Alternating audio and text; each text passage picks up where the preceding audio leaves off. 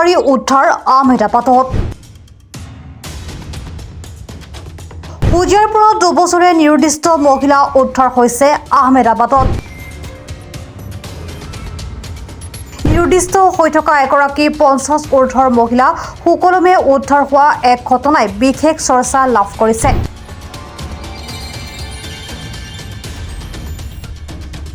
হুজাৰ ভদ্ৰেশ্বৰ কোচৰ সহধৰ্মিনী স্বপ্না কোচ এগৰাকী ডিমেনচিয়া ৰোগী। দৰিদ্ৰ পৰিয়ালৰ মহিলাগৰাকী মানসিক ভাৰসাম্যহীনতাত ভুগি 2023 বৰ্ষৰ দুৰ্গোৎসৱৰ আগেয়ে ভুলবশতঃ তেজপুৰ, গুৱাহাটী আদি বিভিন্ন স্থানলৈ গৈ শেষত পায়গৈ সুদূৰ আহমেদাবাদ। তেনেদৰে 2 বছৰ পাৰ হ'ল, যাৰ বাবে 2 বছৰে হেৰাই থকা মহিলাগৰাকীৰ মৃত্যু হোৱা বুলি পৰিয়ালে নীতিগতভাৱে সকাম পতাৰো চলাইছিল প্ৰস্তুতি। তেনে সময়তে আহিল ভাল খবৰটো। ইউনিভাৰ্চেল ষ্টাৰ অৰ্গেনাইজেশ্যন নামৰ স্বেচ্ছাসেৱী সংগঠনটোৰ মুৰব্বী ময়ূৰদ্বীপ ফুকনৰ আহমেদাবাদত থকা অসমৰ এগৰাকী মহিলাই মানসিক ভাৰাক্ৰান্ত হেৰুওৱা মহিলাগৰাকী উদ্ধাৰৰ কথা জনোৱাৰ লগে লগে ময়ূৰদ্বীপ ফুকন আৰু তেওঁৰ পত্নী অনন্যা ফুকনে অসমৰ জিলাই জিলাই আৰক্ষী প্ৰশাসনৰ লগত যোগাযোগ কৰি সামাজিক মাধ্যমযোগে শেষত মহিলাগৰাকী হোজাই কাকীৰ বুলি জানিব পৰা গৈছে। হোজাই থানা আৰু ৰাষ্ট্ৰীয় স্বয়ংসেৱক সংঘৰ জৰিয়তে পৰিয়ালৰ ঠিকনা উলিয়াই তাৰ পাছতে ময়ূৰদ্বীপ ফুকনে মহিলাগৰাকীক আহমেদাবাদৰ পৰা সকলমে আনে আৰু দেৰগাঁৱত পৰিয়ালৰ লোকৰ সৈতে লগ লগাই দিয়ে। এক আৱেগিক পৰিৱেশ। ময়ূৰদ্বীপ ফুকনৰ এনে কাৰ্যই সকলোকে একেমুখে শলাগ লৈছে।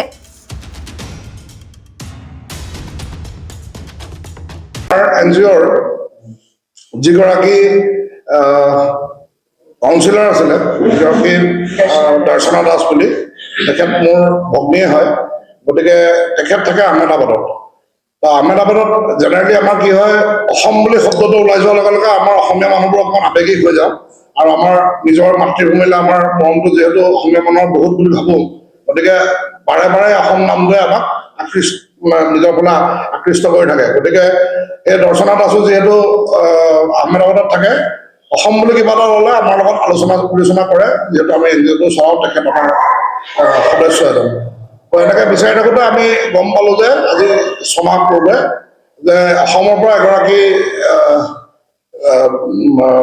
তিৰোতা, এগৰাকী মহিলা অসমৰ পৰা 2023 দুৰ্গা পূজাৰ আগতে নাইকিয়া হৈ গৈছিলে, হঠাৎ নোহোৱা হৈ গৈছিলে আৰু ঘৰৰ তেখেতৰ সকলো মানুহে তেখেতক বিচাৰি বিচাৰি হাবাথুৰি খাই আছিলে আজি 2 বছৰ দিনে। কিন্তু বিভিন্ন সময়ত বিভিন্ন জেগাত অনুসন্ধান চলোৱাৰ পিছতো, আৰক্ষী থানাত গোচৰ ধৰাৰ পিছতো মানুহগৰাকী এনেকুৱা ধৰণে নাইকিয়া হৈ গৈছিলে যে কোনো মানুহে তেওঁক বিচাৰি উলিয়াব সক্ষম হোৱা নাছিলে।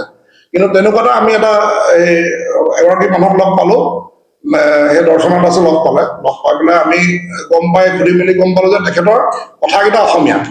তো আমি অলপ বস্তুটোৰ ইণ্টাৰেষ্ট কৰোঁ যে অসমীয়া কথা পতা মানুহগৰাকীনো কেনেকৈ গৈ আহমেদাবাদৰ এনজিঅ'ৰ কি আছিলে, শ্বেল্টাৰ হোম বুলি এটা এনজিঅ' আছে, তাতে এগৰাকী অসমীয়া মাইকী মানুহ আছে।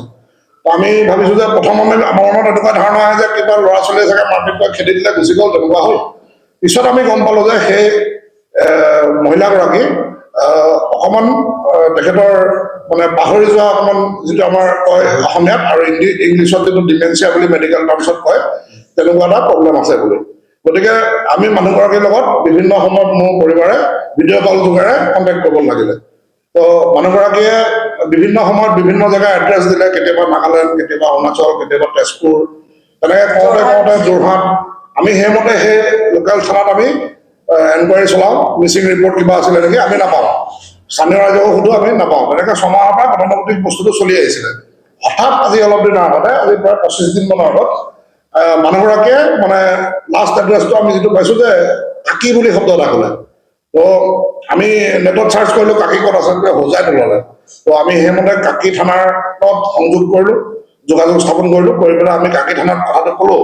প্ৰথমতে যিহেতু 2 বছৰ হৈ যোৱা কথা, পুলিচ ৰেকৰ্ডতো বস্তুটো বিচাৰি পোৱা নাছিলে।